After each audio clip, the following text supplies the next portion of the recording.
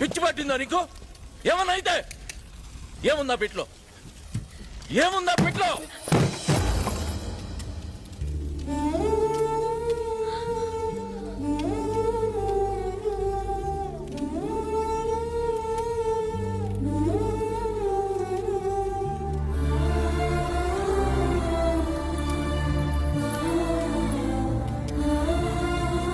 మీ దుంపలు మీరు ఎక్కడ తయారయ్యారా బాబు?